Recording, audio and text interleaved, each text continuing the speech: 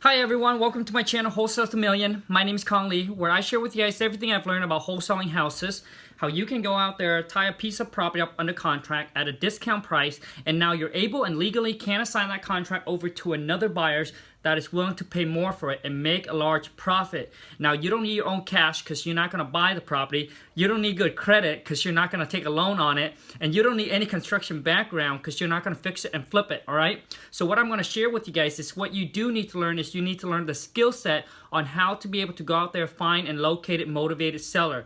Seller that is needing and willing to sell to you at a discount price. And you need to learn how to negotiate, find those property, negotiate with them, tied up under contract, and go out there and learn how to find that buyers that is willing to pay more for it and assign that contract over to them for a large profit, for a higher amount. All right. Now for this video is coming from one of our subscriber has asked, so how much research do we do before we make the offer to the seller, and how much do we know how much of an offer to make? So I'm going to share with you guys quickly here actually how much research or what do we do to find out what the value of the property is and how much to offer the seller. Let me show you guys really quick. Alright you guys, so I don't know how to actually do one of those where you can go on your computer and you can, you know, have your little picture here and video share it. So I don't know how to do it, so I'm just going to do it directly from my phone. So the quality is probably not going to be so great, but let me show you guys. Here's the property address that we got a seller that calls in today, okay? So we're gonna do research on it. Here's the property address, just like I shared in my other video. So what we're gonna do is, obviously we get the, here's what the seller thinks that the value of the property is, $335. He's asking $255 for it, okay? He has a loan of $165 on it, and he wants to walk away with $90. So here are the so basically, just like I share in my other video, the best way is to be able to get access to the MLS. So connect with your local realtor and being able to being able to pay them a fee or whatever like that, or create a relationship with them where you can get access to the MLS, and that's probably the best way to pull comps. But if you don't, this is the free way, and you can do this. And this is going to just be a ballpark of what it, to figure out what it's worth, okay? But this is the research that we do to quickly know what to offer for the seller. So here we punch in the asset. So the first one that we go to is, let's just go to Zillow. And as you can see, Zillow estimated right here, $298. Okay, I'm just going to say $298. And then we're going to go to the other website, is iComps. It's just icomps.com, okay? And iComps estimated to be $289. And then we go to another one here is Trulia. It's just Trulia.com, and Trulia estimated $296. So as you can see, all three of them so far in the same pretty much ballpark of what they estimate the value of the property is. And then we go to another one is Realtor.com, and Realtor.com estimated $284. Okay. And then we go to Redfin, okay? And Redfin estimate this value of $287, all right? So based on those, since they're very close to each other, I add up all 5 of them. So I add up all 5 from the site. So I add up the value of each one of them, okay? And then what you do is you add them up at this, okay? Whatever the site estimate the value at, you take all those, you add them up, okay? So I did it already. You add them up, and then you divide it by 5, because we use Zillow, iComps, Trulia, Realtor.com, and Redfin.com. So we use 5 sites, and then so you add all those up of what they estimate the value is. Then you divide it by 5, which put this at about $290. So I add all of them up, I divide it by 5, and it gives me an average price of $290,000. Okay, so when I go back here, when the seller estimated $355, I did look into that, and as you can see here, this is iComps, and as you can see here, these one worth a lot more. Okay, like 310, anything up in his 355 is really a single family home. His is a townhouse. So it does not worth the $355 he said. It's only worth about $290, okay? Because his is a townhouse. Now, if his was a single family home, now if you guys don't know what a townhouse is you're actually sharing a wall with another homeowner that owns another, another piece of property right next door. But so you basically sharing a wall with them. You do have your own yard and stuff like that, but you're sharing a wall with them. So that's a townhouse. A single family home is a house standing by itself on its own lot, and it's not sharing wall with anybody. So when I go into iComps, it shows me that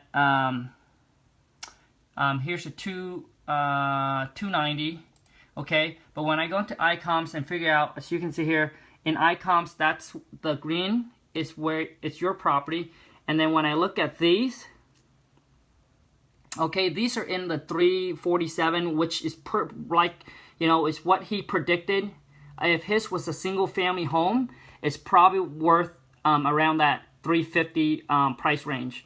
Okay, because when I click on these, okay, when I click on this, it shows me it's a single family home.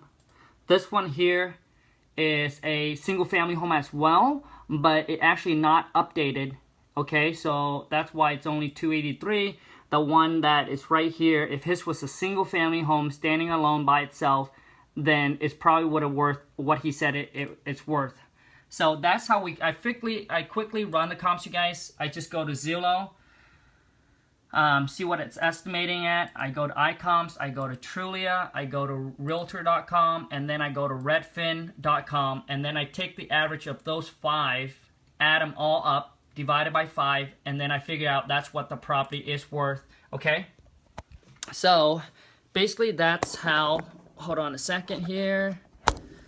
Pretty much that's how I quickly kind of figure out what's the ARV is, okay? And if you guys want to really double check and make, you can, hold on a second here. And if you guys really want to double check, you can make a quick phone call to one of the local realtor in the area. Maybe call one or between 2 and 3 of them, and then try to ask them to see what the property value is. Just saying, hey, what do you think this property is worth after it's in perfect conditions? We're looking to buy something in the area. What do you think a 3-bedroom, 1-bath, similar square footage would go for in perfect condition, updated granite countertop and all of that? And then they'll be able to give you a ballpark, and then based on your research, you kind of figure out where it's be. But it's just an estimated. It's just going to be an estimated guess. You do the best you can, and just don't worry about it. And then based off of that, go ahead and make your offer based off of that. So now that is figuring out what the property is worth, which is the ARV. ARV means after repair value. What's the property is worth after in perfect condition, after it's fixed, after everything is done, what does it actually worth? So no repair needed, it's in perfect condition, all right? It's updated and everything like that. So let's just say it's worth, so we figure it's worth $290, okay? Let me share with you guys here. So it's worth $290, okay?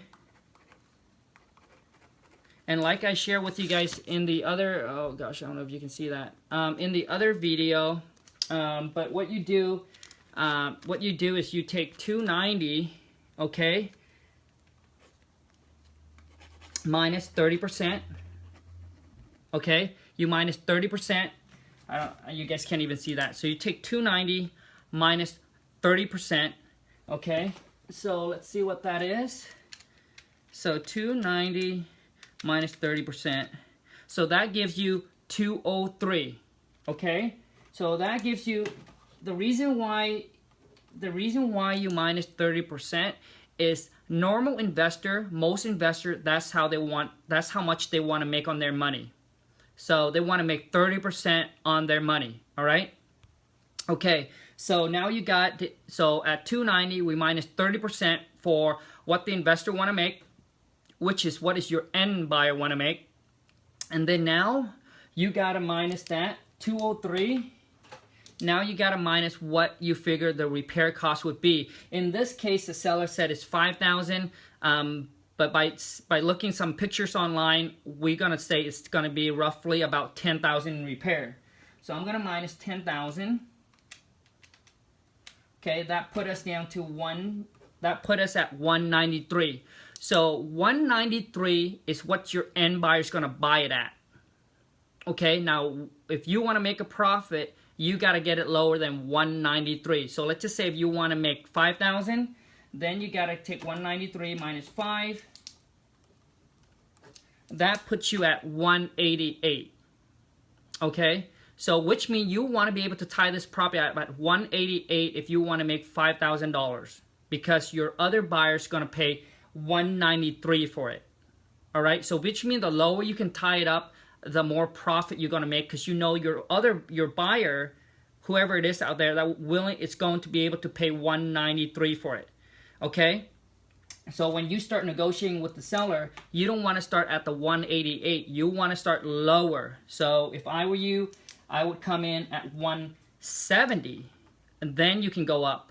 Okay, so you guys, anyways, that is one of a question from one of our subscribers. I hope that helps you guys out. Just to quickly calculate. Don't spend too much time on it. Don't overanalyze it, you guys. Just go off of those website, add them up, divide it by 5. Figure, hey, that's a rough guess, and do your calculation, all right? And do your calculation and make the seller the offer. Tie that piece of property up under contract. Once you have it under contract, you can always go back, adjust, and renegotiate if you have to. All right, I hope that helps you guys. Thank you so much for tuning in. I really appreciate it. Thank you, everyone have subscribed to my channel. So I really, truly appreciate all the subscribers. We hit 25. Excited. So you guys, anyways, if you guys have any questions, drop me a comment about wholesaling houses. I am here to help you guys out. I'll do my best to deliver the answer and help you guys going and get you guys cranking and start wholesaling and flipping houses, okay? Thanks a lot, you guys, for tuning in. I really appreciate it. See you guys next time. Take care. Bye.